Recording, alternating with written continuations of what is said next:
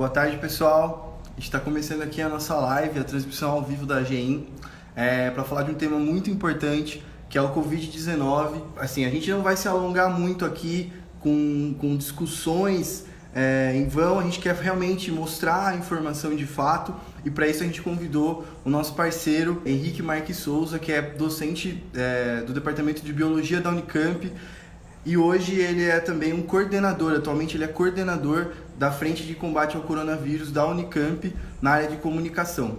Eu vou convidar ele aqui para participar do chat, tá? Tem um processo aqui bem... que a internet hoje no Instagram está cada vez mais disputado, aí o uso de live e tudo mais. Convite enviado aqui já para o Henrique. O Henrique está conectado, tá vendo bem aí, Henrique? Tá escutando tudo certinho? Tá me ouvindo, Lucas? Tô ouvindo sim. Bom, pessoal, deixa eu só apresentar aqui o Henrique de novo. O Henrique, ele é um grande parceiro da AGEIM, é engenheiro agrônomo, docente do Departamento de Biologia da Unicamp, e hoje ele está atuando como coordenador de comunicação da Frente de Combate ao Coronavírus na Unicamp. Então, eles estão ali trabalhando 24 horas por dia, né? Tendo contato direto com as situações desde da própria recepção do público que a Unicamp está fazendo lá dentro, as pesquisas e levantamento de informações sobre como esse vírus funciona, né? Quem é esse vírus no nosso ambiente. E também um ponto importante do Henrique, que ele é um grande especialista na área de genética, de RNAi, tem uma vasta experiência nessa área de conhecimento, e hoje ele vai contribuir com a gente aqui. Henrique, se quiser se apresentar aí. Legal, obrigado, Lucas. Obrigado, AGEIM, por essa confiança. É um prazer estar aqui, né? Poder conversar um pouco sobre isso. Eu sou professor do Instituto de Biologia aqui da Unicamp.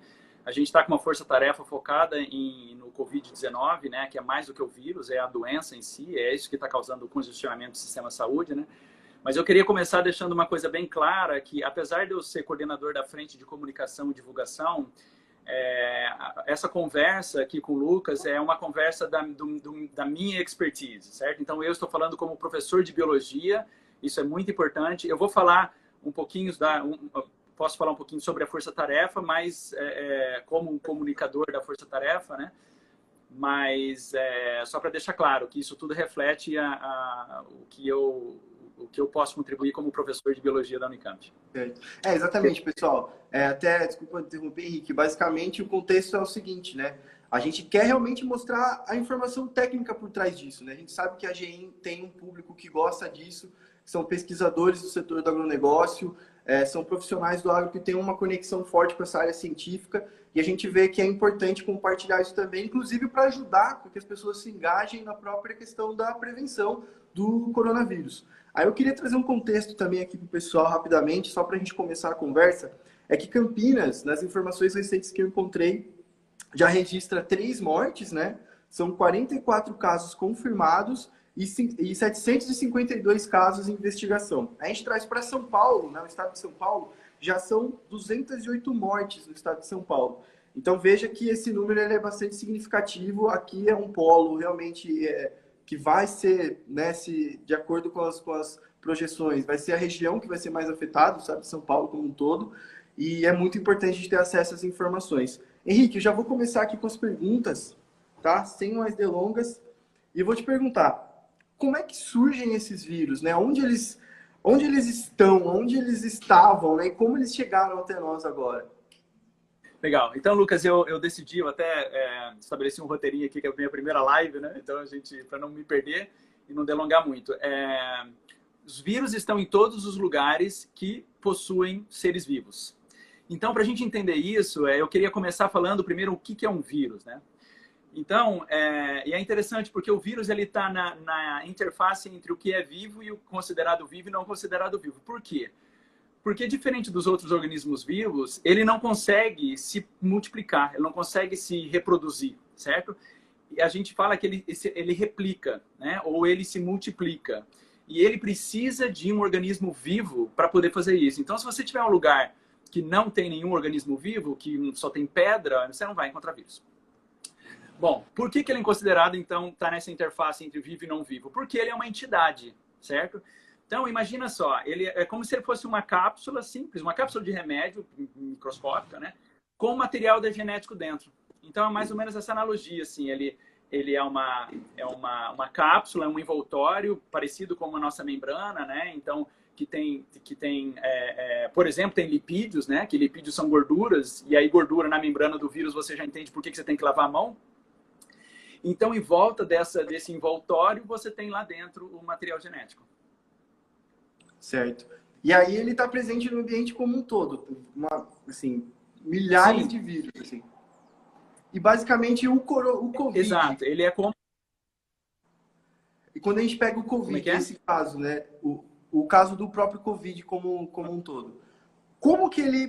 Por quê? Qual foi o ponto de gatilho? O que vocês, pesquisadores, têm de histórico bibliográfico e que também estão vivenciando agora nesse levantamento de informações do comportamento desse vírus? Da onde ele surgiu? Qual foi o gatilho a ponto de ele chegar assim à população dessa maneira? Tá. Os vírus, eles estão por todos os lados, né? Então, vários vírus. Então, existe uma... A gente precisa só falar de uma coisa antes, que é essa relação do vírus com o hospedeiro. Então, ela tem uma relação que, acho que para ficar um pouco mais simples, precisa ter precisa ter um match, precisa ter algo que identifique, certo? E aí, para a gente entender isso, a gente precisa entender dois conceitos, que um é mutação. O que é mutação? As coisas vão mudando, certo? Então, a gente muda com o tempo e a nossa genética é assim também. Então, tem mutações aleatórias que vão mudando. Então, a gente tem vírus que eles têm esse match, né, essa afinidade por diferentes organismos específicos. Então, tem uns que são só aviários, outros só suínos, mamíferos, ou até plantas têm vírus, né? Então, o vírus precisa dessa ligação. Se ele não tem essa ligação, ele não infecta você. Então, você fala assim, nossa, eu estou cheio de vírus. Tudo bem, mas se não tiver ligação, não vai funcionar. Então, teve esse negócio de, Covid, né? Mas já tinha um Covid antes. Por que é um novo... Desculpa, já tinha um coronavírus, né? Por que é um novo coronavírus? Por que é o SARS-CoV-2? Por que isso define? Porque, assim como nós, né, ou todas as espécies, os vírus têm essas famílias. Porque, apesar dele estar nessa interface, ele tem código genético, então, que altera parecido com a gente. Então, o que acontece? O corona, assim como qualquer outro vírus, ele está na natureza. E ele, não necessariamente, ele tem alguns alvos específicos. Se ele está na natureza, ele tem um alvo. Ele tem um hospedeiro que faz ele multiplicar, certo? Então, vamos supor que esse alvo seja galinha, morcego, uma planta, beleza? E ele está lá sofrendo mutação. Só que nada muda, certo? Então, a analogia que eu gostaria de fazer, eu acho importante a gente perder um tempinho com isso, é como se existisse uma fábrica, certo? Então, imaginem assim, ó, você tem uma fábrica e essa fábrica produz liquidificador, beleza? Essa fábrica é a analogia da sua célula, tudo bem? A célula que o vírus entra em contato. Então, dentro da sua célula, ela está produzindo coisas que ela produz sempre, né? Então, vamos supor que você tem uma fábrica produzindo um liquidificador. Aí, de repente, sem a célula perceber, entra junto, né? Entra nessa sua célula um drone voando. E esse drone entra na célula e entra na fábrica e ele se desfaz. E quando ele se desfaz, ele coloca as peças dele dentro da linha de produção. A fábrica, que é só feita por robôs, né? Não tem ninguém vendo que tem alguma coisa errada, ela está lá produzindo. E ela está produzindo o liquidificador. Só que, de repente, como o vírus colocou esse material dele ali dentro, a fábrica começa a produzir drone. E o problema é que a eficiência ela é tão grande que a fábrica produz tantos drones que a fábrica não consegue, elas se explodem. E aí os drones saem para invadir outras fábricas. Isso é o que o vírus faz. Então, se você for pensar, mas você falou que o drone se desintegrou. Então, o vírus, quando entra em mim, ele morre, né? Na verdade, a gente não fala morre porque talvez ele não esteja vivo, né? Mas ele se desintegra? Sim, ele se desintegra. Então, o vírus que entrou na sua célula, são vários, né? Mas aquele que entrou na sua célula, ele se desintegra e ele joga esse material. A célula que está produzindo proteínas da célula, importante para ela, começa a produzir proteínas virais. E aí você tem esses drones, né, que seriam essas cápsulas virais que saem para poder invadir outras células. Esse é um ponto. O outro ponto é que, para ela entrar na fábrica, os vírus não entram nas nossas células assim o tempo inteiro. Existe um negócio que a gente chama de receptor nas células. Receptor é uma proteína que fica na membrana da célula. Imagina que você está numa bolha de sabão, você está dentro dessa bolha de sabão, que seria a membrana da célula, certo? Você está dentro dessa bolha de sabão, aí você põe sua mão para fora da bolha. Você não estoura a bolha, daqui para lá está para fora e você está lá por dentro. Esse é mais ou menos um receptor. Dependendo do que toca a sua mão, você identifica aqui o formato e puxa para dentro da célula. Então, Sim. a célula precisa desses caras aqui, certo? Então, se alguém viu a notícia, é um tal de ACE-2. Isso é um receptor. Esse receptor é importante para a célula, não dá para você simplesmente não ter. Só que aconteceu, os vírus que passavam por ali, a célula não mandava para dentro. Então, outros Covids ou outros vírus que não infectam a gente, você come, você entra em contato, passa na mão no estábulo do cavalo, põe na boca, o vírus entra e está tudo certo. Só que essa taxa alta de mutação, né, de mudança desse vírus, faz com que, eventualmente, um vírus consiga se identificar. Então, na nossa analogia da fábrica, é como se você fosse pensar que para entrar na fábrica tem um código de reconhecimento facial ou uma digital. Então, só entra como material para essa fábrica as proteínas, né, que reconhecem o receptor, que seriam qualquer coisa que tenha essa digital. Então, os vírus passando por ali, põe o dedo e não entram. Põe o dedo e não entra. É diferente. Mas, eventualmente, essas digitais deles, né, que é o código, que é a cápsula, né, que é o vírus, começa a mudar e aí bate. Então, aí fica claro que você precisa de duas coisas. Você precisa que o vírus identifique o seu receptor, mas você precisa também entrar em contato com o vírus. Uhum. Podem existir vários vírus na natureza que, se chegarem em nós, eles causariam dano até pior do que a Covid-19. Só que a gente não entra em contato com eles. E, às vezes, essa mutação que faz com que hoje, nesse exato momento, tenha algum vírus que poderia nos infectar, possa mudar e amanhã ele deixar de ser. Então, tem essas duas, precisa ser a combinação das duas coisas. E aí você já pode imaginar para todos os vírus, para todos os organismos, se você entender esses dois balanços, né? Como ele funciona e como ele passa do dia para a noite identificar um organismo que ele não identificava antes. Certo. E aí, assim, pensando nessa mensagem que ele passa quando ele entra dentro das nossas células, né? Beleza, o drone entrou na fábrica de liquidificador. O que é que faz com que os sintomas sejam tão variados no nosso organismo? Que eu acho que isso é uma das coisas que mais assusta as pessoas, né? Tem algumas pessoas com falta de ar, tem algumas pessoas que estão tendo falência renal, estão tendo uma série de complexidades, assim, que levam a óbito, mas que não são, assim, tão específicas, né? Não é apenas a falta de ar, não é apenas o problema XY. Como é que essa multiplicidade de informação chega no nosso organismo de formas diferentes? Perfeito. Isso tem a ver, essa relação do vírus, por ele entrar em contato, a chance de você ter isso aleatório, sendo dois mecanismos distintos, ela é pequena, certo? Pode existir que um mecanismo já estava lá e de repente evoluiu o outro que se encaixa junto. Mas o mecanismo que se acredita até agora é através dessa ligação com esse receptor. Então, o que eles fizeram no experimento? Eles tiraram o receptor da célula, obviamente que a célula sofre consequências com isso, mas eles viram que o vírus não internalizava mais. Só que o que acontece? Isso que é fascinante da ciência. Uhum. É complexo demais. E esse receptor, tem um pesquisador que se chama Marco Aurélio Vinolo, aqui do nosso instituto, que ele lidera a parte de microbiota, intestino e tal. E ele estava me contando que existem, que as células intestinais também podem sofrer, né, com essa... Também podem sofrer. Então, renais, intestinais, pulmonares, todas as células que têm esse receptor podem sofrer com isso. Então, a gente precisa pesquisar para poder entender esse ponto. Então, existe a questão que a gente chama de qualitativa, que é ter ou não ter. Então, a célula tem receptor ou não tem o receptor. Essa é uma delas.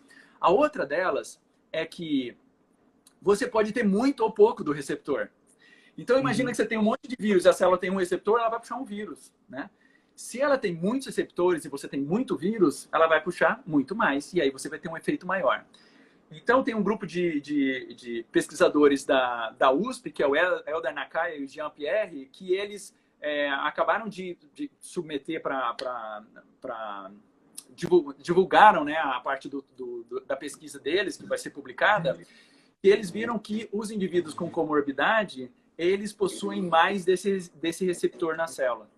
E já teve gente, já acabei de ver um artigo, acho que foi ontem, mostrando que talvez não seja nas células que estão revestindo, talvez o receptor cause um problema na ligação das hemácias com o oxigênio, porque causa insuficiência respiratória. Então, é assim, ó, é um mar de coisa, a gente não está conseguindo acompanhar. Obviamente que essa minha empolgação não tem nada a ver com a doença, né? Eu não quero de forma alguma ter que ficar pesquisando doença, só que é fascinante a gente entender o quão armado, né?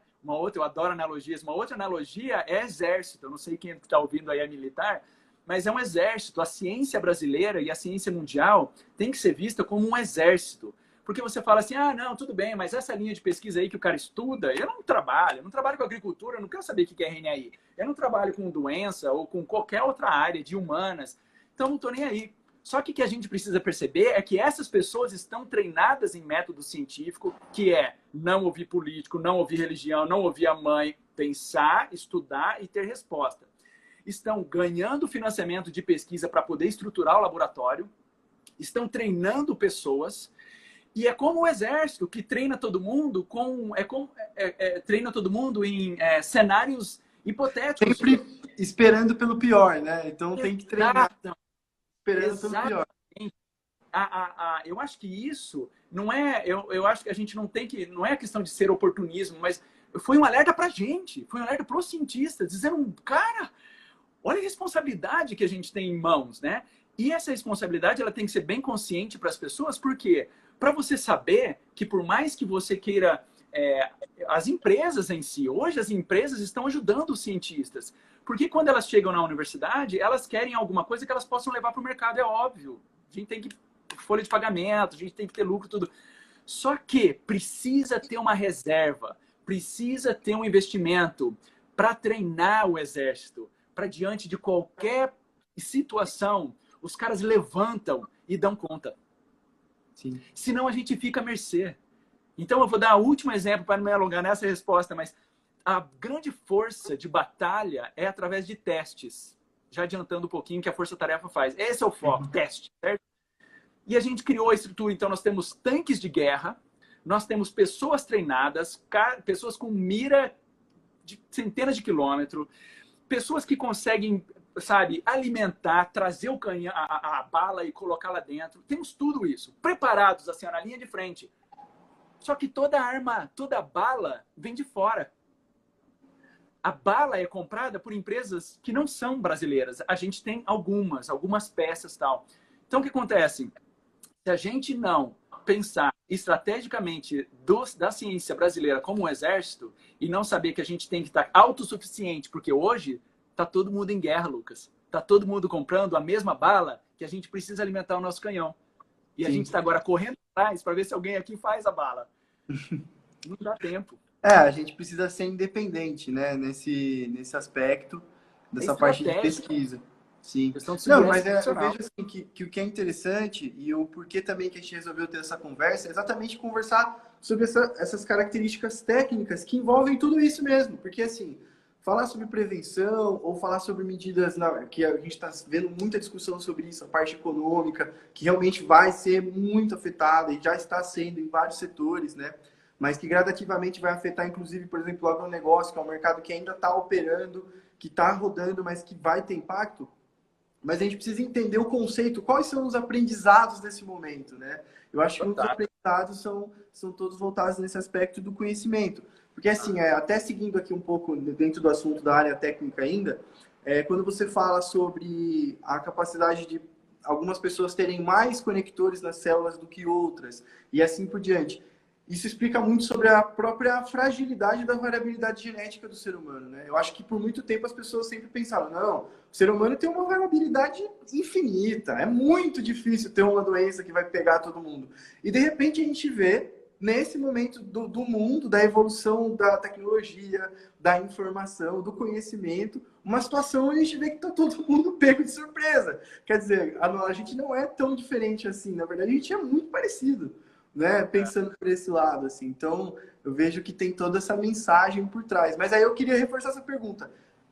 A nossa variabilidade genética está ajudando ou não? Ou você acha que ainda tem uma chance até de que no futuro próximo, quando tudo isso passar, né, pensando em coronavírus, a gente vai descobrir que algumas pessoas não pegaram o Covid por conta de ter alguma característica genética diferenciada? Você acha que existe essa possibilidade? É totalmente possível. A única coisa é que, como tá, o mundo literalmente parou para pesquisar, e a gente está acompanhando, né? Então, da medida do possível, porque, nossa, eu ainda mais ajudando nessa força-tarefa, eu tenho tempo para ler nada, né? A gente está formando times que cada um faça alguma coisa, né? A gente está terceirizando partes do nosso cérebro para poder funcionar.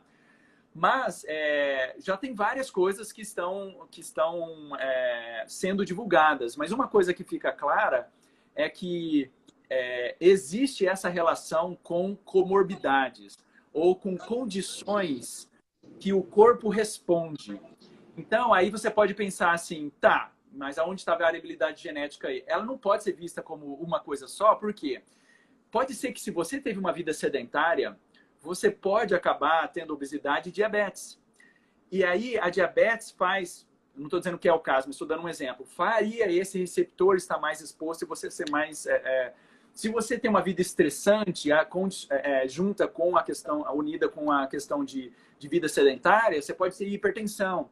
Mas essas coisas também podem ser genéticas. Você também pode ter predisposição para diabetes genética tendo uma vida saudável. Uhum. Então, o que a gente percebe é que existe uma condição no ser humano, e essa condição ela está bem disseminada em relação às comorbidades, que é onde o vírus entrou.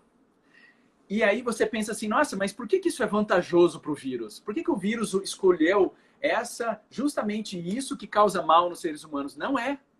Se você for pensar, isso é uma outra coisa louca desse vírus, a maior parte do sucesso dele acontece nas fábricas que produzem liquidificador, que produzem o drone e que não quebram.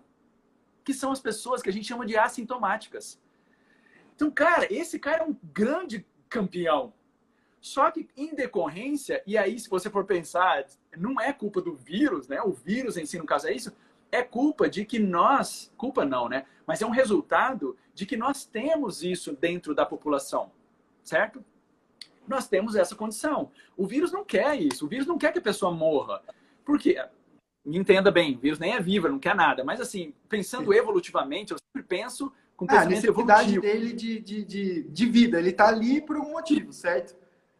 Qual é a vantagem para ele, como espécie, né, ter esse tipo de coisa? Então, não é. Então, nesse caso, acontece esse problema porque o mecanismo dele, que é um mecanismo que, na verdade, não precisa que a pessoa adoeça, acontece esse tipo de coisa. E por que a gente acha que a variabilidade genética em si ela é pouca? Porque a gente esperaria que pessoas que fossem contaminadas positivamente...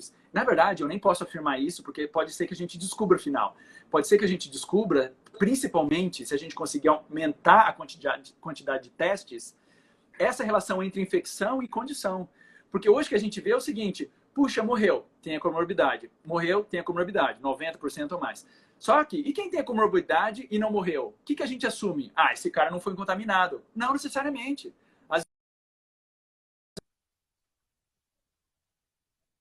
Por que a gente não... Parece que deu uma travada.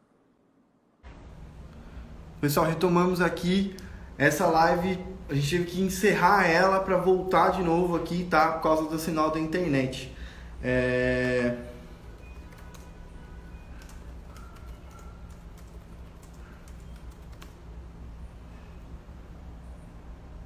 Estão conseguindo ouvir? Tá dando para ouvir bem agora? Tá funcionando normal? Bom, agora é só o Henrique aceitar aqui novamente ele já entrar. Mas é interessante, pessoal, até explicar um pouco um outro motivo também que levou a gente a criar essa conexão com o Henrique aqui para trazer essa informação. Dentro do meio agro, a gente vê tem muita gente que está trabalhando, o pessoal está no campo, né? A gente está tendo uma informação, todas as CEASAs aí, CEAGESP, está tudo rodando, a comida está chegando na cidade. Mas a gente viu que existe uma parte desse público que trabalha no setor que ainda não tinha acessado essa informação, que ainda não tinha tido uma visão clara sobre a importância da prevenção contra o coronavírus, né? Muito também a gente acredita um pouco essa questão de fake news, muito boato, muita informação distorcida, que acabou afetando.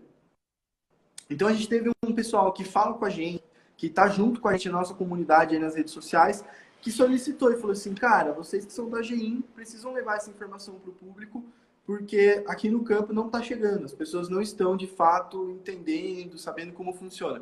Essa é uma das missões aí dessa live que a gente criou, beleza? Henrique, tá funcionando bem aí? Tá dando certo? Tá tudo Legal. certo. Então, a gente pode continuar de onde a gente parou ali. Você estava explicando sobre a questão da comorbidade, né? Do quão isso é característico nas pessoas que acabam morrendo ou não, né? Se quiser, pode prosseguir desse ponto mesmo. Isso, perfeito. Então, e tudo isso depende da questão da gente testar. Então, se a pessoa tem comorbidade, está em casa infectada, tem essa característica e ela não tem sintomas, a gente nunca vai saber. E nem tem que saber agora, porque a gente não está conseguindo testar todo mundo.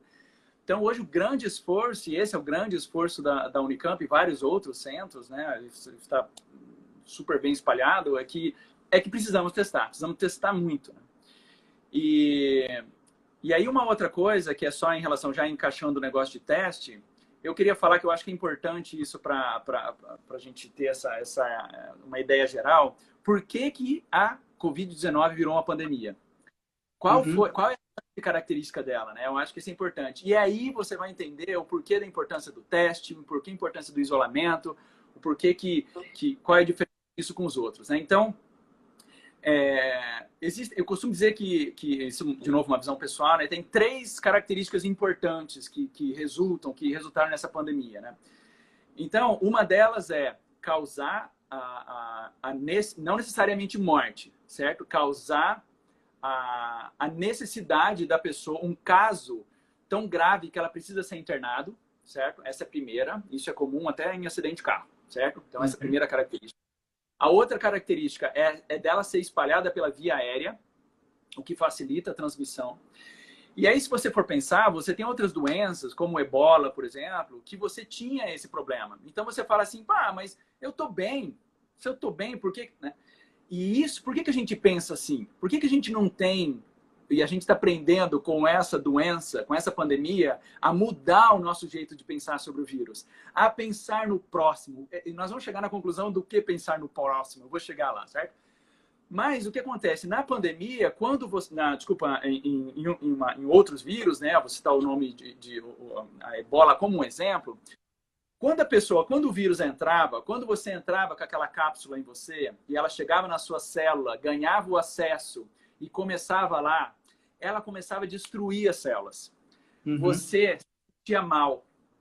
Então, isso é muito importante. Durante a fase que a sua fábrica estava produzindo os drones, ela entrava em colapso e o seu sistema inteiro percebia isso.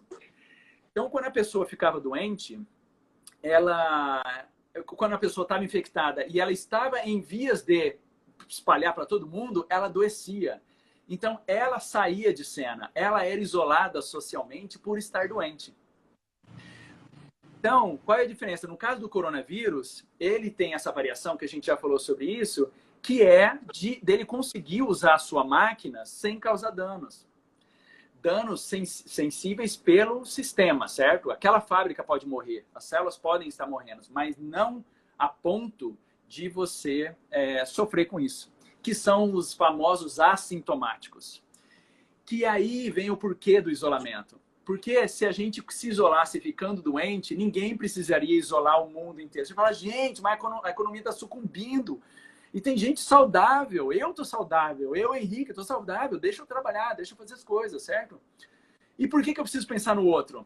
Porque eu posso ser aquela fábrica que, por algum motivo, estou produzindo drone à torta à direita, jogando para todo mundo e eu não estou percebendo.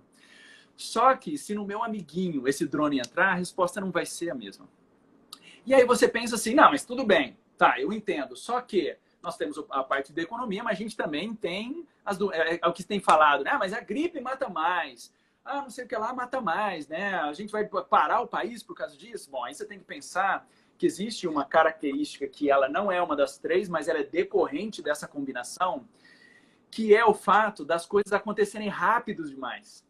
Então, se ele fosse um vírus... E outra, rápido demais, considerando que ele não é um vírus super, sabe, que dissemina uma...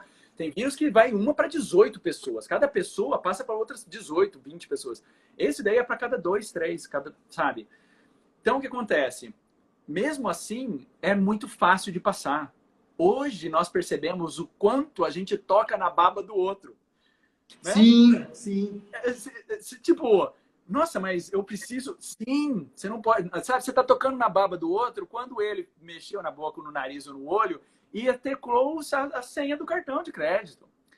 Sabe? Então, a gente está aprendendo muito disso. Só que, então, somando tudo a isso, o que acontece? Como é muito rápido, dissemina muito rápido, e ninguém está sabendo o que está disseminando, então é carnaval, é jogo de futebol, é tudo, está todo mundo junto, espalha, você tem uma porcentagem daquelas pessoas.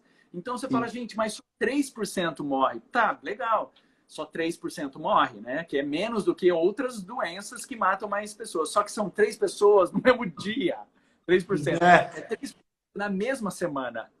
Então, se você fizer um cálculo simples, eu vou falar aqui da região de Campinas, certo? 1 milhão de habitantes. Aí você fala assim, ó, tá, mas não vai ser 1 milhão de habitantes que vai ser contaminado. Perfeito. Então, vamos dizer que 90% não vai ser contaminado, tá bom? Então, nós temos 10% de 1 milhão, que seria 100 mil pessoas. Bom, então tá bom, todos contaminados. Mas desses, 3% vai ter comorbidade e vai precisar de internação, certo? Então, se você tem 100 mil pessoas e você tem 3% disso, você vai ter 3 mil pessoas precisando de internação. Aí você vê aqui, vocês estão acompanhando o jornal, gente. Os caras falam assim, não, nós temos aqui 200 leitos preparados. Conseguimos mais 20 leitos preparados. Cara, vocês têm que pensar o seguinte, eu acabei de jogar um número totalmente hipotético, certo? Uma relação que eu fiz aqui, que culmina em 3 mil pessoas precisando de leito ao longo de 2 semanas. Porque tem essa, não é precisando de leito, vai lá, bate o ponto e vai embora. É 2 semanas de leito. Então acumula. E aí você fala assim, não, então beleza, vamos limpar tudo. Tem gente com um ataque cardíaco, tem gente com quebrou, precisa do leito, precisa da internação. Vocês entendem? Então é um colapso. E por que a pressa da gente testar? Justamente porque a gente não quer que, quando cheguem para o hospital, falando agora aqui do HC, a gente precisa saber quem é quem. Muitos hospitais, incluindo aqui, isso foi na coletiva de imprensa que eles fizeram, o pessoal do HC falou, eles têm um leito que cabem 2 pessoas. Só que eles não podem colocar 2 pessoas que chegam suspeitas. Então, eles estão com 1 pessoa por leito. Puta, o que a gente mais precisa é leito e a gente não está sendo aproveitado. Então, testa, coloca 2 pessoas que tem, 2 pessoas que não tem, sabe? Então, gente, até a gente conseguir ter essa capacidade de teste e a gente, pelo menos, estar mais preparados em relação ao nosso leito, que não é fácil, entendeu? Então, quando a gente fala assim, invista em ciência, invista em saúde, você aí, entendeu? Você aí. Ah, mas eu não tenho, meus avós já morreram, meus pais são super afetados. Você pode quebrar a perna. Você pode ter um apendicite. Nesse momento, nesse período, um acidente de carro, inclusive, eu acho que a gente está vendo hoje, por exemplo, os entregadores, né? iFood, Rappi, esses casos eles estão assim, parece o fim do mundo, o Mad Max. Andando de moto nas ruas ali livremente, pode ser que tenha acidente. Um cara desse internado por uma perna fraturada, que tenha que pôr gaiola, pôr pino, é o maior problema, assim, acho que deve ser a coisa que as pessoas menos querem no mundo, assim. É o último lugar que você deve ir para o hospital nesse momento, muito menos por uma situação como essa. Isso, e eu gosto muito de uma relação que é para você ser altruísta, para você ser egoísta, né? O ato de ser egoísta é um altruísmo. Por quê? Então, quando a gente fala pensa no outro, se você for parar para pensar, você está pensando em você. Você. Não é no seu avó, não é no seu amigo, não é em quem ama. Então, o apelo das autoridades, aí que a gente não consegue, entendeu? Mas o apelo é você. Ah, vamos pensar no outro, nós estamos aprendendo a pensar no outro. Não, nós estamos aprendendo que pensar no outro é pensar também em você. Sim. Sabe? Então, é fantástico esse aprendizado, sabe? Só que a gente tem que parar e filosofar. A gente tem que parar e tentar entender. Abrir e falar assim, confiar. Será que esses caras estão falando a verdade? Então, eu já falei, o que eu estou falando aqui é a minha opinião. Eu não sou expert em vírus, certo? Trabalho com uma técnica que é derivada na natureza do vírus, mas não sou expert em vírus, não sou expert em diagnóstico nem nada, certo? Estou falando como professor de biologia da Unicamp. Só que, se eu não ouvir para eu poder levar em consideração, eu sou imprestável para a comunidade. Se eu não souber, sabe, absorver o que está em volta e pegar o que eu sei e passar, então isso é a base do diálogo. Hoje, o mundo inteiro, a gente não sabe mais dialogar. A gente só sabe ficar dando a nossa opinião, esperando like, senão a gente entra em depressão. Sim. Sabe discutir. Então, quando eu falo isso, gente, pensem. Não precisa valorizar se não quiser, mas pensem. Eu quero que fique claro a importância desse exército de cientistas e da área médica. Saibam. Ah, mas eu não preciso, eu sou super saudável, nunca fraturei um osso. Sabe? Se uma guerra chegar, hoje é um vírus que está pegando pessoas com morbidade. Hoje pode ser um vírus que pegue só mulher, que pegue só homem, só as crianças. Imagina. Não, sabe? Não dá para brincar. Então, e aí, uma pergunta para complementar assim, esse contexto sobre testes e tal. A gente teve a notícia ontem que o Ministério da Saúde revelou que um teste que foi feito com uma pessoa que veio a óbito lá em janeiro, né, que ficou pronto, parece que só agora, mostrou que em janeiro tinha uma pessoa no país que já tinha o coronavírus. Essa informação, ela muda um pouco o cenário, ela traz um outro contexto para essa questão dos testes, da importância de testes e principalmente para o entendimento do histórico de evolução dessa doença no país. Ou, por enquanto, para vocês não muda tanto, porque, afinal, o grande polo está sendo agora? Então, sabe uma coisa que é fascinante da ciência? E eu sou um vendedor nato da ciência, porque é o seguinte, a gente não parte do pressuposto que nada é totalmente verdade. Então, os cientistas, e você consegue ver, né? Então, até pessoas que são diferentes do governo, pessoas públicas, você consegue perceber que a pessoa tem o pensamento científico para trás e é importante todo brasileiro da fazenda, do comércio, todo brasileiro entender a importância do que significa pensar cientificamente. Não é ser nerd, não é ficar falando coisas difíceis, não. Isso aí você usa para sua esposa, para seu marido. É diálogo. A ciência, ela se baseia de que tudo pode ser verdade. Então, hoje, a linha de frente dos cientistas que estão atrás disso, elas são pouco afetadas,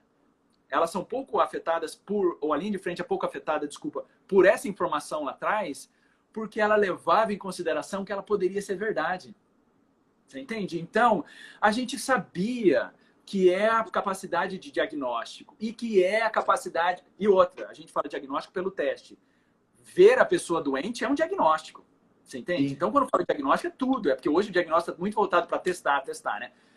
Então, sem o diagnóstico, seja visual, seja através de uma técnica que transforme isso em um visual, a gente não consegue perceber. Então, é assim, ó, é legal, assim, é interessante saber? Sim, interessante saber, mas a gente já levava isso em consideração. Ah, vocês já sabiam disso? Não. Esse é o negócio. O cientista, ele não pode saber, só que ele tem que levar em consideração que isso pode ser a verdade. Uhum. E como ele testa se isso é verdade ou não. Entendeu? Então, a gente tem parceria com o pessoal da USP, que eles desenvolveram um sistema super legal, que vai ser fantástico, sabe? Que é, você consegue ver, através dos dados do seu celular, você consegue ver meio que uma distribuição, tem toda uma relação de tecnologia para ajudar na epidemiologia. Então, pô, sabe? Então, conforme essas coisas vão passando, porque hoje a prioridade é salvar vidas, né? Conforme essas coisas vão passando, a gente vai tipo... talvez a gente vai ter um mapa até de como isso surgiu, sabe? Então, pensar na região de Campinas, por onde entrou, como espalhou, quão rápido isso foi. E aí eu tenho uma pergunta, assim, que é bem leigo mesmo, do cidadão, assim. Existe uma conexão direta entre os epicentros e o fluxo de pessoas? Porque quando a gente olha até no Brasil hoje, as cidades que estão mais afetadas são as que têm aeroportos. Perfeito, né? é isso aí. Então, assim, a gente começa a olhar e fala assim, cara, toda cidade que tem aeroporto, mesmo que seja numa região agrícola, né, que a gente sabe que existem linhas aéreas específicas para regiões produtoras, essas cidades acabam tendo um número elevado, assim, elas se destacam, né, das demais da região. Então, acho que é um comportamento mesmo de trânsito, né? Tem essa ligação. Sim, e você lembra que tem essa relação, né, eu não vou me lembrar agora, fugiu a palavra, mas essa relação que falou assim, não, agora teve uma data que, assim, a partir desse momento o Brasil começou com a contaminação, eu não sei se chama social, que significa que pessoas que não tiveram contato com pessoas que viajaram estão transmitindo. Ou Sim, seja, não fora. Então é tudo a ver tudo a ver com o transporte. E é óbvio, né? Então é São Paulo e Rio de Janeiro, Brasília, sabe? São os aeroportos internacionais. Viracopos.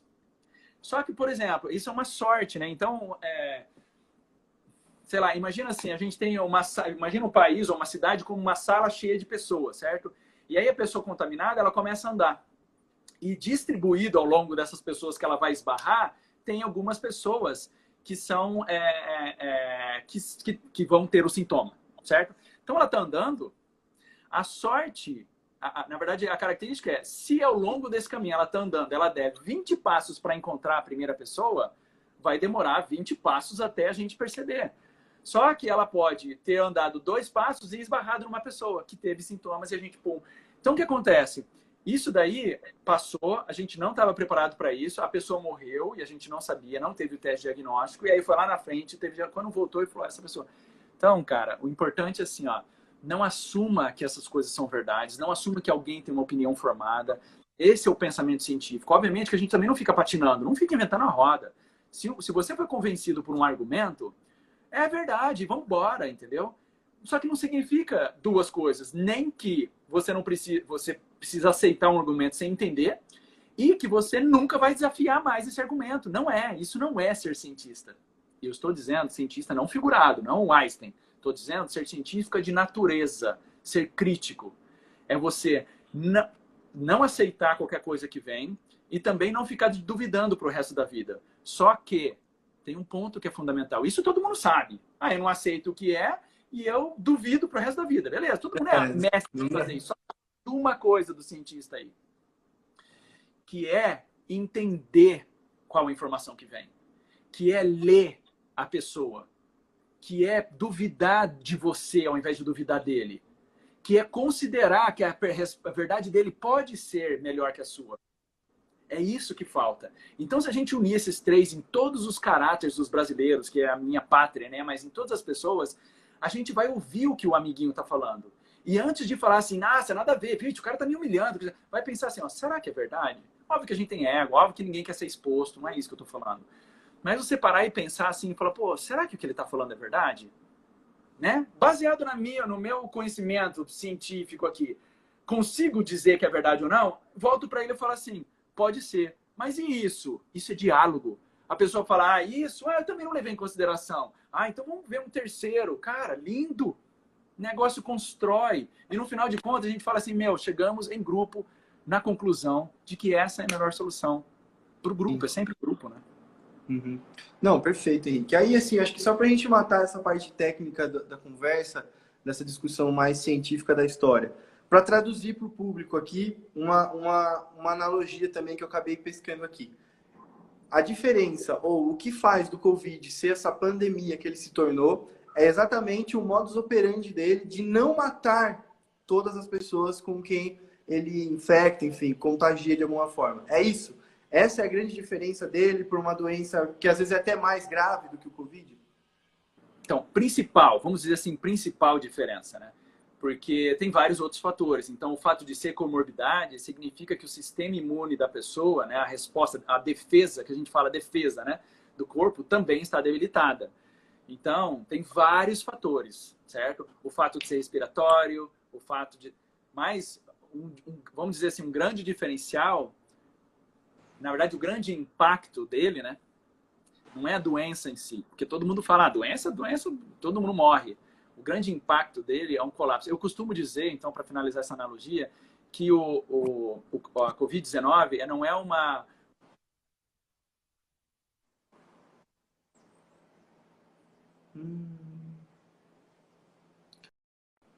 Travou, pessoal. Acho que o Henrique travou aqui. Vamos ver que ele vai voltar.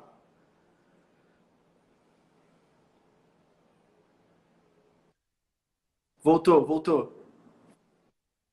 deveria bloquear, né? Eu recebi uma ligação aqui, desculpa por isso. que ele não é... Você não pode olhar para a Covid-19 como um problema do indivíduo.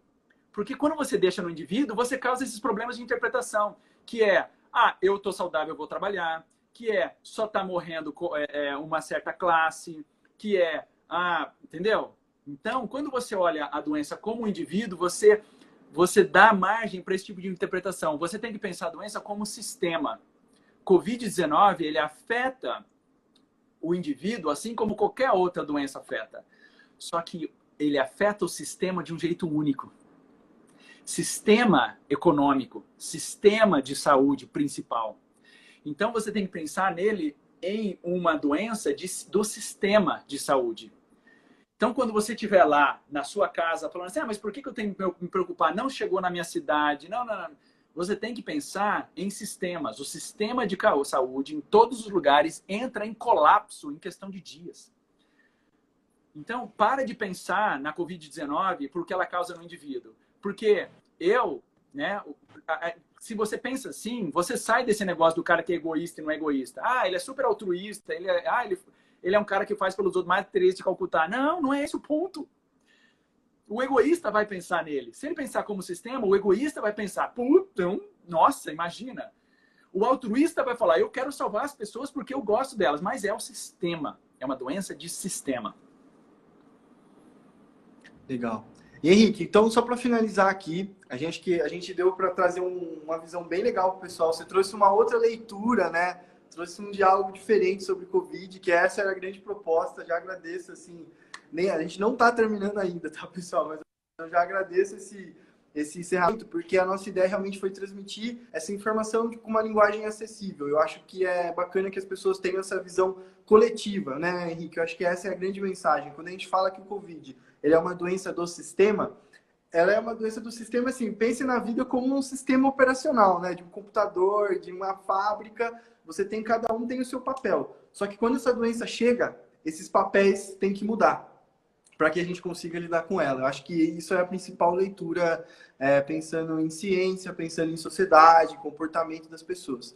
Mas agora, Henrique, eu queria que você falasse para a gente como é que está em Campinas, de fato, aí, qual que é o trabalho que vocês estão executando aí na Unicamp, qual que é o objetivo de vocês? Vocês estão, assim, para deixar claro também, vocês estão na linha de frente, não estão? Quem que está lidando com o público de fato aí na Unicamp? Enfim, qual que é o trabalho? Perfeito. Então, agora falando um pouco como coordenador de comunicação da Força Tarefa, né? A Força Tarefa ela surgiu porque a gente tem um pesquisador fantástico aqui da área de virologia, José Luiz Modena, que ele decidiu, o pessoal do Instituto de Ciências Biomédicas da USP isolou o vírus dos pacientes. E aí o Zé entrou em contato, trouxe para cá e ele conseguiu adaptar o teste, né? Então, ele conseguiu validar. Não inventou o teste, né? Não criou nada novo, mas o teste, que é o que eles chamam de padrão ouro da OMS, Organização Mundial da Saúde, ele conseguiu reproduzir aqui, junto com outro pesquisador, que é o Alessandro Farias, que eles tiveram a ideia, e aí foi o nascimento da Força Tarefa, né? Surgiu dessas iniciativas, junto com um outro professor, que é o Marcelo Mori, que é o coordenador da Força Tarefa, e a gente tem um grupo de pesquisadores, mas sob a liderança do Marcelo Mori, a gente falou assim, poxa, se a gente tem isso daqui, se a gente tem expertise, será que a gente não pode contribuir? Será que a gente não pode ver com o HC se a gente não tem como, né, se estruturar? Sem pensar se ia ter dinheiro, se ia ter, sabe? Essa foi a ideia. Entramos, aí a direção do Instituto, os diretores, né, e o Instituto como um todo falou, perfeito, óbvio, comprou a ideia, levamos para o reitor, na hora, acamparam e falaram, é isso mesmo, o Hospital da Saúde fantástico, unindo esforços, e de lá até aqui tem sido uma coisa que a gente arrepia, sabe? Todo mundo com as suas... uma regra básica é a gente entender quais são as forças e as fraquezas de cada um. Então, uma natureza dessa força-tarefa, que é fantástica, é que isso dá claro. Eu sei contribuir com isso. Então, por exemplo, eu sou pesquisador, tenho um grupo de pesquisa, tenho mestrando, doutorando, pós-doc, um monte de gente, tenho parceria com empresa. Estava parado, porque a minha linha de pesquisa não é Covid. Então, eu estou desenvolvendo, eu estou ajudando na força-tarefa uma coisa que não é a minha área, que é a divulgação científica, que é a comunicação. Então, o Marcelo Mori, que trabalha com envelhecimento, que poderia estar completamente focado, porque o envelhecimento é um dos alvos, ele está coordenando a força-tarefa. Então a gente deixou as coisas de lado e o Alessandro próprio, que trabalha com doenças autoimunes, ele está completamente desenvolvendo essa técnica. Então essa foi o nascimento. E aí foi tudo, o pessoal da HC, Laboratório de Patologia Clínica, professor Magno, Célia, o reitor, Pró-Reitoria de Pesquisa, a SEC, que é a Secretaria Executiva de Comunicação da Unicamp, todo mundo junto numa força-tarefa. O que aconteceu? Isso foi através da liderança da força-tarefa e esse pesquisador, o professor Alessandro, junto com o pessoal da patologia clínica. Eles estabeleceram um campo de batalha com os tanques de guerra, com as pessoas para pilotar os tanques de guerras, e está tudo pronto, apontado para a fila de pacientes que vai se formar, né, lá na recepção.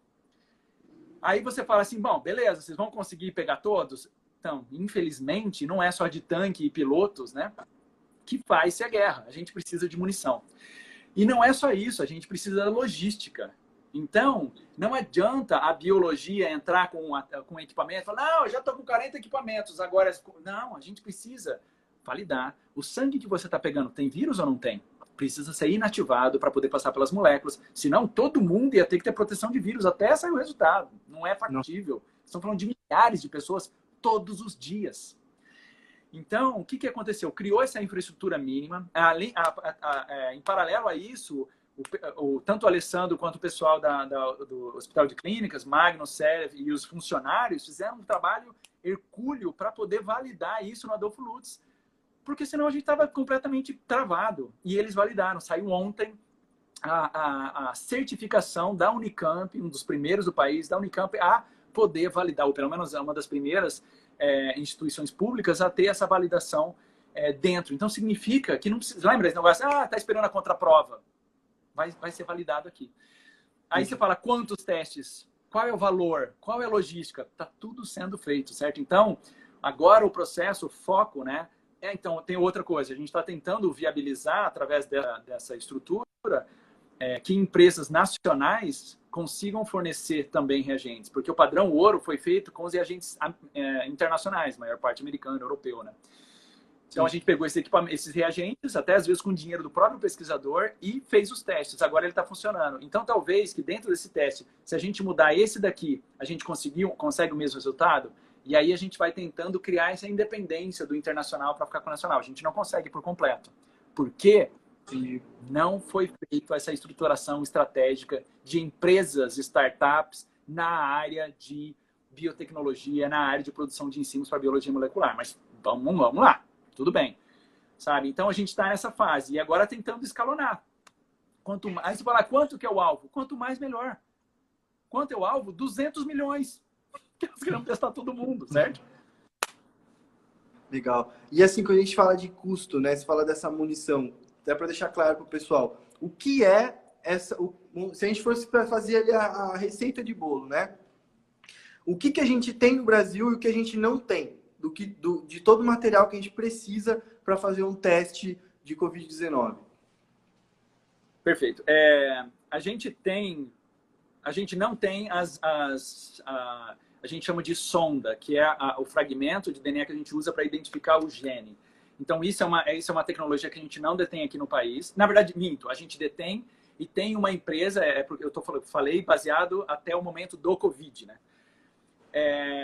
A gente dependia muito de internacional. Então, agora a gente está fechando uma parceria com uma empresa que a gente validou, certo? Mas isso ainda precisa de certificação, então não é algo que eu posso falar que eu nem tenho autoridade a respeito, mas tem alguns enzimas, né? O que são as enzimas? Que fazem a reação. Então, quando a gente quer detectar, tem alguma coisa, isso é biologia, né? Tem alguma coisa biológica lá dentro do tubinho que ajuda a gente a detectar. Então, essas enzimas, em larga escala e amplamente validada no mundo inteiro, que a gente pode simplesmente chegar e usar, não tem. Só que a gente tem em empresas locais. Então, mas, por exemplo, são tubos, são coletores de amostra, que eles falam de swab, né? Que é a secreção nasal, nasofaringe, que eles falam. Luvas, máscara. Lá na ponta, o microscópio. Enfim, tudo que dá ciência. Esse é o ponto. Quando você pergunta o que eu falo, é tudo que eu uso no meu laboratório. Eu nunca trabalhei com Covid na minha vida, nunca trabalhei com vírus especificamente na minha vida. mas é tudo que eu preciso no meu laboratório.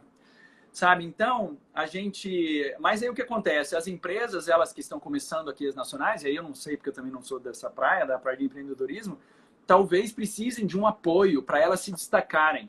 E não simplesmente começar a nascer, vão compradas, e aí a gente não tem. A gente precisa disso, eu acho que é estratégia. A gente precisa, então, assim, que é uma discussão que, na real, a gente tem sobre vários segmentos, né?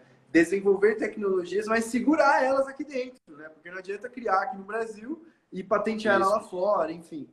E até um outro ponto também, Henrique, só para ajudar o pessoal a pegar aqui. Quando você fala validado globalmente, significa que não adianta a gente desenvolver um método aqui no Brasil, com ferramentas aqui do Brasil, que tenham uma proximidade aí com, vamos supor, 99,999% de chance de ser o dado correto, mas não adianta a gente fazer isso no Brasil, sendo que um teste feito no Japão, ou nos Estados Unidos, ou em outros países, são feitos de formas diferentes, né? Acho que isso, para o pessoal ter essa visão, de que se esses testes acontecem de maneira independente em cada lugar do mundo, a ciência como um todo não ganha, né? Porque aí cada pesquisador vai estar partindo de um ponto de vista, as pessoas não vão conseguir chegar a uma conclusão coletiva. É isso mesmo, né? Aí vira opinião, exatamente, vira opinião, vira o achismo. E aí uma coisa importante é que você precisa ter isso estabelecido, e isso é parte da argumentação, isso é parte, vamos fazer uma analogia de time de futebol. Você tem um time de futebol que está ganhando. Lembra que eles falam assim, não mexe em time que está ganhando? E aí chega um técnico e fala assim, não, vamos mudar tudo. Agora, se você mudar um cara, é muito mais fácil você perceber como o time mudou ou não mudou, entendeu? Substituindo uma pessoa. Então, o que a gente faz, isso é um método científico. É a mesma coisa na argumentação. Quando a gente está conversando, você fala assim, tá bom, mas e será que se eu falar isso aqui diferente? Não joga tudo de uma vez. Então, assim, nossa base então, vamos fazer isso aqui. Agora, tem um cara que faz isso, mas é pequena escala, não sei se vai dar certo. Mas só que para ele poder fazer larga escala, de repente ter um apoio do Ministério da Saúde, para ele ser o nosso fornecedor, eu preciso validar ele. Então, ele dá o reagente, a gente faz o teste no padrão OMS e fala, nada mudou.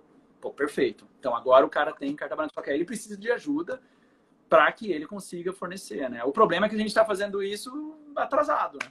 A toque de caixa, né? É tarde demais. Só que a gente está sofrendo, o mundo inteiro está sofrendo pela questão de reagentes. A gente vê aí um país comprando mais que o outro, essas coisas. Então, é estratégico. A ciência é extremamente estratégica para o país. Desde o cara da quitanda, presidente da república, professor, a ciência é estratégica para o país e a saúde é estratégica para o país. Ciência e saúde, a gente tem que pensar na educação, não porque você não vê, não porque você quer ver alguma aplicação direta. Não, é porque ela é estratégica e ela tem que ter a mentalidade do exército. Ela está pronta para quando vier um problema, você ter a estrutura para poder dar a solução.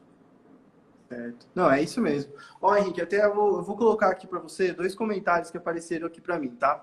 A primeira foi uma pergunta assim, e é uma pergunta que, vamos dizer, que no meio aí de todos os debates entre fake news, boataria, é aquela pergunta clássica. O vírus pode ter sido criado a partir de uma mutação genética para atingir os nossos corpos, né? Como você disse, ele é um vírus bem específico que consegue ter realmente características que ferram o sistema global, né? Então, assim, existe essa possibilidade. E o segundo comentário que eu trago, que é do Tobias Agro, que é o jornalista do Canal Rural, parceiro nosso, e ele comentou aqui, né? Quando isso passar, precisaríamos revigorar extensionismo rural e serviço social. Você acha que casa, né? Você que também é um cara que veio da agricultura, né? Que vivencia essa parte. A questão da difusão de informação, né? A gente está falando da sociedade como um todo, de uma doença, mas a gente pode ter um impacto como esse no meio ambiente também, né? Principalmente na agricultura. Então, qual que é a sua visão assim, em relação a esses 2 pontos? A primeira, é possível que tenha sido criado por uma intervenção genética? Tá, a primeira pergunta eu vou responder ela... Parece que travou, tá me Tô ouvindo? ouvindo. Tá bom, é que travou a imagem para mim. Travou sua primeira... imagem aqui, mas...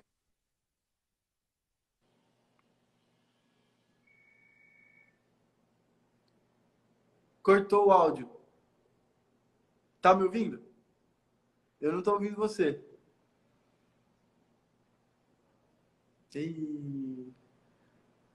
Vou tentar eu vou te chutar e te chamar.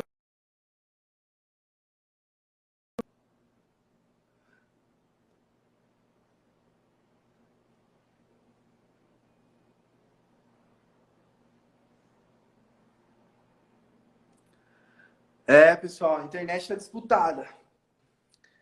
Tá bem disputada essa internet essa semana, cara. Tá difícil. Vamos ver aqui se o Henrique vai conseguir entrar.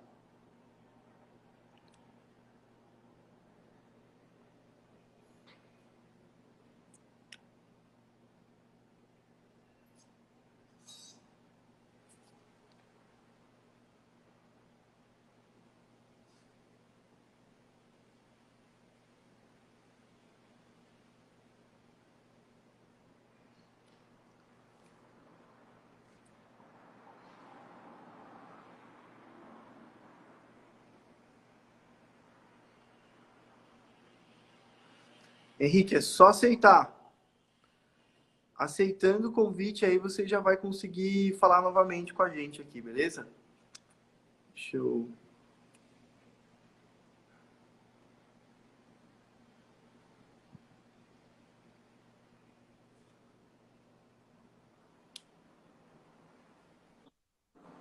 Oi. Oi, beleza. Então, só que uma coisa assim que merece uma live em outro momento, óbvio, né? Nada da biologia, nada da vida, e eu, óbvio que eu vou entrar em questões filosóficas, foi criada para alguma coisa. Na biologia não se cria nada para alguma coisa. O homem pode criar para alguma coisa, né? Ou um criador pode criar algo pensando em alguma coisa. Mas, na perspectiva biológica, as coisas não são criadas para, são mutações aleatórias que vão acontecendo. Então, a pergunta é, sim, o vírus foi criado por uma alteração genética, mas não, até onde a gente pode confirmar, por alguém que queira fazer isso. Então, foi o que eu expliquei no começo, né, da live, essas coisas estão acontecendo o tempo inteiro. E esse reconhecimento da digital para poder entrar na nossa célula, né, que é a proteína do vírus reconhecendo uma receptor na nossa célula, isso aí é uma questão de ligação, certo? É a mesma coisa quando a pessoa do nada passa a ser alérgico a camarão, ou do nada desenvolve uma doença, certo? Então, essas coisas acontecem. Você tem mutação, câncer e tudo mais. Isso são mutações aleatórias. Se não é a mesma coisa você falar assim, não, é um organismo seu, alguém foi lá e criou o câncer. Porque o câncer também é feito a partir de mutação, mas é um outro mecanismo, né? Uhum. Então, a resposta à primeira pergunta, ela é muito mais, né? Ela é tipo... porque isso acontece o tempo inteiro, não é novo. Virou pandemia, está todo mundo falando por causa das características que a gente já conversou aqui, não é porque saiu da China. Porque se a ebola, que não saiu da China, tivesse tido essa característica de contaminar sem... ela teria sido uma pandemia. Sabe? Então, a gente precisa pensar nisso, para a gente também não ficar agora. Questão de medidas de políticas públicas, sanidade, porque a cidade se alimentava de morcego e macaco, isso pode aumentar a chance. Isso é um outro assunto, que eu não tenho expertise nenhum para falar, certo? Isso é uma outra história. Agora, a geração de um animal geneticamente modificado para causar uma guerra, né, biológica, né, não é nem considerado pelos cientistas, né? Tá. A segunda pergunta sobre extensão agrícola, pensando nisso, né, de levar informação para o campo, porque uma doença como essa também pode surgir no meio ambiente como um todo. Perfeito. Correto? Eu acho, cara, que volta um pouquinho aquilo que eu estava falando da gente reconhecer as forças, né? Da gente reconhecer que tem certas pessoas que têm uma verdade que é relativa, mas ela precisa ter um papel de confiança. E está sendo um grande aprendizado para o cientista. O cientista precisa estar aqui, ó, fazendo live, primeira vez na vida, né? Então, o cientista precisa estar lá. A comunidade precisa confiar no cientista. E a comunidade científica precisa confiar no cientista que usa o método científico, que não vai ficar politizando o seu discurso, que não vai ficar tendenciando o discurso para nada. Então, é uma responsabilidade de todos. É uma responsabilidade do cientista assumir esse papel de referência no que se diz, no que se refere à ciência, assim como o jornalista precisa assumir a sua responsabilidade no jornalismo. O jornalismo hoje está sendo, gente, fundamental. Ah, as pessoas estão falando não, porque estão perdendo emprego. E é verdade, né? Então vai abaixar a internet. Aumentou a procura por internet, a sede por conhecimento. Então o jornalista é o oráculo. Cara, olha a responsabilidade que esses caras têm. E está sendo muito rápido o cara que é tendencioso, você já sai, já não assina mais a revista, já não lê mais, já não segue mais, entendeu? Então, eu acho que é uma combinação. Assim, a sociedade precisa ser crítico para quê? Primeiro, para identificar quais são os canais que ela confia. Então, em se falando de saúde, em estratégia, em descoberta, é cientista, são os médicos, é a pessoa da saúde, certo? Não vai ficar querendo saber de médico, de político, e não vai querer saber de medidas públicas para um cientista que está trabalhando com biologia. Beleza. Por que ser crítico? Porque não é pegar um cientista e seguir. Porque a gente já viu vários casos aqui no Brasil de cientistas que se ligam ao governo, conseguem dinheiro fazer pesquisa, projeção na mídia e tudo mais, e não é pela ciência em si. Super cientistas, ótimos cientistas, mas politizaram o seu canal. E aí deixa de ser confiável. Então, acho que a população brasileira precisa começar a identificar isso, criticar todos. O cientista, assim como qualquer fonte de referência, precisa assumir essa responsabilidade, certo? Jornalistas, que são a fonte mais importante dessa disseminação precisa, de um lado, saber quem eles acessam, do outro lado, saber como capilarizam, que é essa questão de extensão, precisa chegar lá. Não é só para ganho de mídia, é para os caras que estão lá, certo? E todo mundo assumir a sua responsabilidade. Por isso que assim, eu estou sendo tendencioso, mas eu digo porque eu quero ser e eu devo ser. Se você tem uma linha de raciocínio básica, baseada nesse método científico de você se criticar, mas também ser tolerante e saber aceitar ideias novas, que é o que todo mundo, hoje no Facebook todo mundo fala isso, aceita, ninguém aceita. Se você souber isso, cara, você vai saber criticar um jornal, não vai confiar cegamente, não vai se confiar cegamente. Meu, tem gente que confia cegamente em político. Não estou dizendo que político não, tem políticos que são fantásticos. Eu sigo os caras aqui fantásticos. Mas eu me considero um puta cientista dentro do meu ambiente aqui e não confio tudo em mim. Isso é fantástico e você cresce, né? Então, eu acho que o senso crítico precisa estar na população. Primeiro, para identificar quais são as referências e também para as próprias referências saberem, opa, não estou fazendo meu trabalho direito, né? Eu preciso me comunicar melhor. Sim. Acho que vai acontecer a gente vai subir a régua, né? É o que a gente está vendo na realidade. Então, tudo que é mal feito no momento de crise, tudo que é mal feito, que é feito pela metade ou que não é feito da forma que deveria ter sido feito, a gente vai acabar sendo sempre mais exposto. E quando a gente pega a questão de informação, de jornalismo e tudo mais, é a mesma coisa, a ciência é a mesma coisa, a função social das coisas, né? Então, às vezes as pessoas acham que uma empresa ou que uma marca não tem função social. Tem função social. Todas as pessoas têm que saber o que elas estão falando nesse momento, porque tudo é importante, tudo impacta. E quem der bola fora vai ficar de fora mesmo. E é uma parte, assim, vamos dizer, é o saldo positivo de todo esse contexto, né? Mas, Henrique, é isso. Acho que o tempo também a gente conseguiu aumentar um pouquinho mais, porque a gente fez 2 lives, na verdade, né? A gente começou uma e parou. E essa aqui já vai terminar o horário dela, tá? Eu queria que você trouxesse, Henrique, a sua dica, na sua visão do que você está vendo, qual a mensagem que você quer passar para as pessoas? Para a gente finalizar e a gente encerra bonitinho. Tá, eu vou então finalizar com essa questão muito mais do nosso comportamento do que lave ou não as mãos, certo? Fique em casa ou não. Eu acho que vocês já ouviram demais. Mas até para vocês chegarem nessas tomadas de decisão do que vocês têm que fazer, a gente precisa refletir se a gente é aquele tipo de pessoa que tem uma ideia fixa, que tem uma religião fixa, que tem um tipo de futebol fixo, que tem sabe? Se você se questione. Eu vejo uma cerca muito sólida entre as pessoas que querem defender cegamente uma determinada situação, que o papel delas é convencer, não, se você não está comigo é porque você não entendeu o suficiente, e pessoas que não, pessoas que estão abertas, certo?